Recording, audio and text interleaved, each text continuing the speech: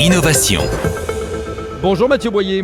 Bonjour Franck. On s'intéresse ensemble, comme d'habitude, à l'actualité internationale des startups et on part en Estonie, où la startup Eurora a levé 40 millions d'euros. Il s'agit d'une plateforme de conformité douanière. Vous nous expliquez tout, évidemment.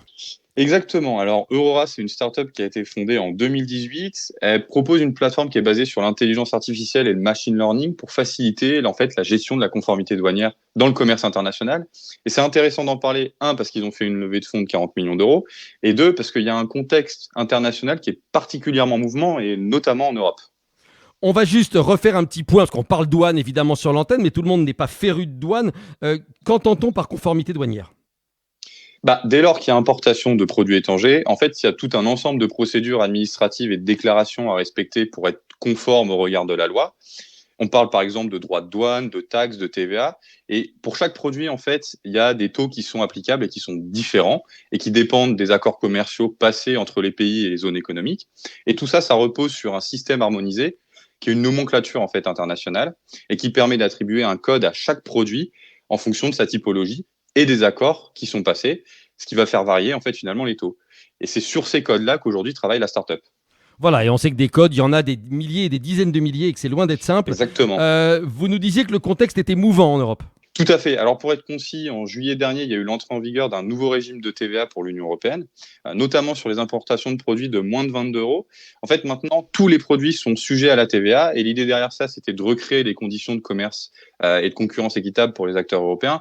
Or, ça complexifie le commerce international, notamment lorsque les volumes augmentent et que la valeur par colis transporté est faible. Et c'est là où intervient Aurora. Soyons un peu plus précis, rentrons dans les arcanes de ce que nous propose Aurora. On voudrait comprendre. En fait, ils vont proposer, Franck, de gagner du temps dans la gestion douanière des produits justement importés, exportés. C'est un travail aujourd'hui qui est fait manuellement ou de manière hybride avec un outil d'aide à la décision. Avec l'IA et le machine learning, ils vont attribuer automatiquement ces codes du système harmonisé à chaque produit, calculer en temps réel et automatiquement la TVA et les taxes associées, ce qui permet une meilleure transparence pour le consommateur final, et puis créer automatiquement les déclarations électroniques pour l'Union européenne concernant les taxes. Cette start-up en est où aujourd'hui de son développement ? Alors, ils auraient 200 clients dans le monde, autour de 3 types d'acteurs, marketplace, e-commerçants, logisticiens. Et ils ont déjà certains grands noms comme JD.com, un acteur chinois.